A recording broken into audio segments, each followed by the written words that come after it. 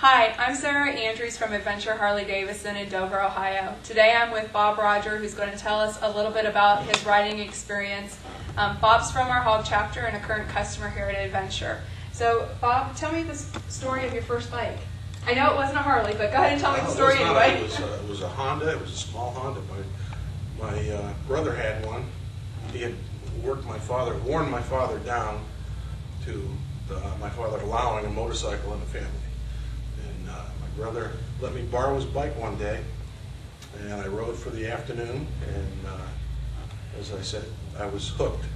I had to have one myself, and it wasn't too long before I bought one. First thing I did with it, as Harley riders do, I had to change the exhaust system. So what I did is I got a hacksaw and just cut the muffler right off.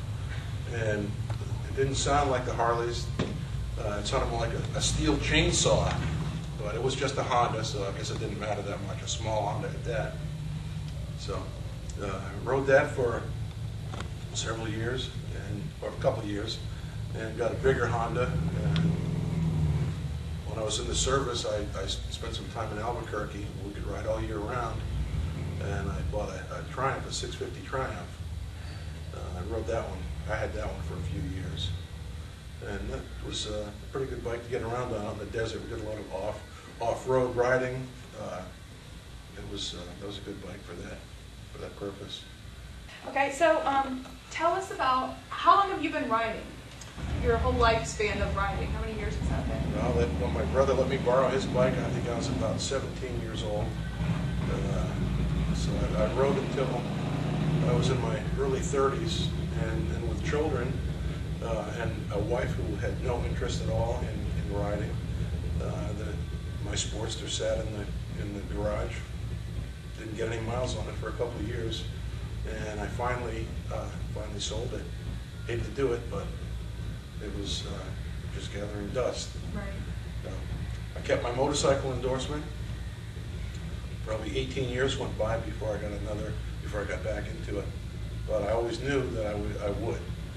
And before I bought my second Sportster, I'd see guys on the road, and my wife would be in the car, and I'd always say, "Look at that lucky guy," and then she hated that. But she too knew that it was just a matter of time before I got back into it. So Bob, tell me about when you bought your Sportster again after 18 years of not riding. What made you decide to get one? I was at the gas station getting gas for the lawn tractor, and I think there was a poker run going on that day, and a bike pulled in. It was a blue Dyna. I guess it was a wide glide, but I hadn't been keeping up with the local Harley-Davidson models on it, and that bike was so amazing looking to me. I had to go over and talk to the guy about his bike, and in the conversation, he mentioned that he happened to have his Sportster for sale that he had replaced with this Dyna. So here it is, a Sportster for sale. I had to go look at it. And of course, he had taken perfect care of it. It looked like a showroom. Mm-hmm. And after about a week of discussion with my wife, I ended up getting the bike and bringing it home. So I was back at it, finally. And then did you take that bike on any long trips?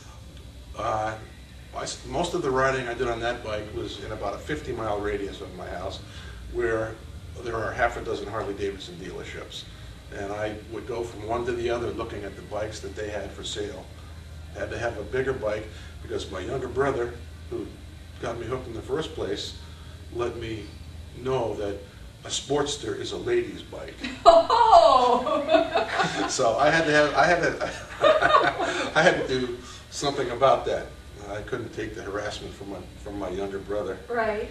Who over the years had also been a Harley-Davidson rider after some Hondas. But so I had to see what they had for a bigger bike, and of course the Dynas were the first thing that I was looking at because that one had impressed me at the gas station. Right. But then I saw the Heritage bikes, or the Softails, and the Heritage was the one that mostly drew my attention because it looked like, to me, like the Harley-Davidsons that I remember from when I was first involved in motorcycle riding. Right. And which bike did you ride on your long trips? The first long ride was the 48 posse ride, and it was the western, all the states west of the Mississippi. Well, for the whole 48 posse ride, I rode the Springer, my Heritage Springer, which was my second Heritage that I bought from H&M Harley-Davidson. Okay. So what was that ride like? Where to begin on that? We got to see a lot of the United States, a little taste of different areas of the country. We saw the desert, the Southwest desert. We got out to the Pacific Ocean. We rode along the Pacific Ocean. We rode through the Redwoods. We went to Crater Lake up in Oregon. That was an amazing sight. Further north into Washington, we rode along the Columbia River. And then across Idaho into Montana. It was just an incredible ride. That ride continued on. Once we got to, we went to the Black Hills. We got to Sturgis. It was the day after the Sturgis rally.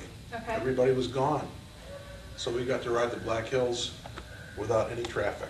Wow. That was pretty amazing. That was some beautiful riding. We saw Mount Rushmore, Crazy Horse. We rode the Needles Highway.